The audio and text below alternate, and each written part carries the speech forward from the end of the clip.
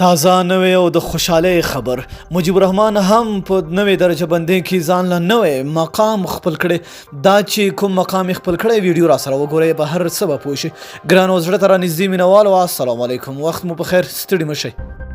افغان ورو توپاچونکي مجيب الرحمن د کرکټ نړیوالې شورا د شلوریزو لوبو د توپاچونکو په درجه بندۍ کې بسیاري پرمختګ وکړ. د افغانستان او ویسټ انډیز سیالیو کې د ویسټ انډیز پر وړاندې مجيب الرحمن په زړه پورې توپاچونه ترسره کړه چې په تازه درجه بندۍ کې نوموړي ځان دویم مقام ته ورساوه. تر دې مخکې مجيب الرحمن په دغه درجه بندۍ کې په نهم مقام چې د اوسني پرمختګ سره میچل سانتن، اماد وسیم، ایډم زامپا، انډیلی فهلوکوایو، عادل رشید او شاداب خان تر شا پرېښودل. همداراز افغان لوبډل مشر راشد خان ته هم د خطر زنګ وواهه، ځکه چې راشد خان اوس په لومړی او مجيب الرحمن په دویم مقام شو. افغان لوبډل مشر راشد خان د کرکټ نړیوالې شورا د شلوریزو لوبو په درجه بندۍ کې د 249 امتیازونو په لرلو سره لومړی مقام لري.